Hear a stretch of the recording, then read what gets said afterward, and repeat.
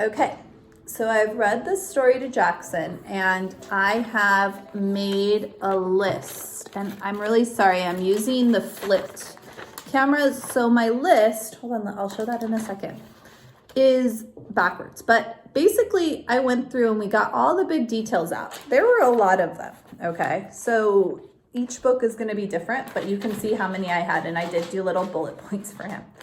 The last thing I did is I went through and I put in, this says childhood. So I went through all the parts that were part of her childhood and we decided this was happened when she was a child.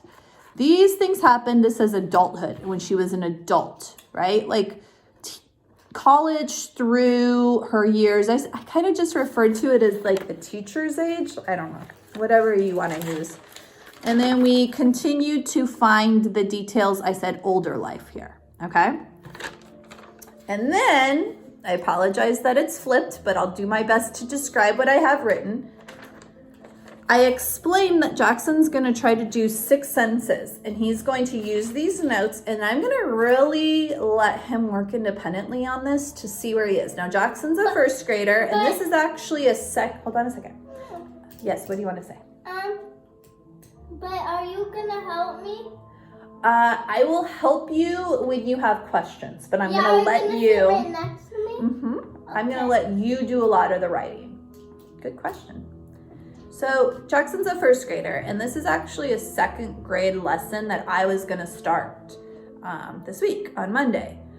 So it's actually a really good thing because whatever he comes up with is going to be what a first grader at the end of the year is capable of doing. Jackson's also 7. He turned 7 in October, so he is a little older for his class. So just letting you know that. But hold on a second. I just want to show you, it's going to be a really good model of like kind of like a good baseline to go off of. Your kids are going to be able to do much, possibly less, possibly much more, or possibly the exact same. It really doesn't matter. The thing is that he's learning about Kate Sessions, who's an amazing woman. He's practicing, paying attention to details, and he's writing. Okay. So I wrote down the transition words and I put for her childhood, you're going to write a sentence that starts with first and then. He's going to choose off of our list. For adulthood, you're going to use the transition words after, next.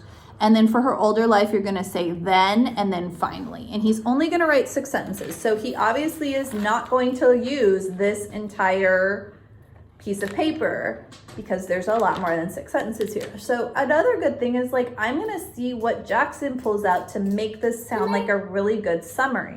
Can I have a question? Yeah. I forgot I was.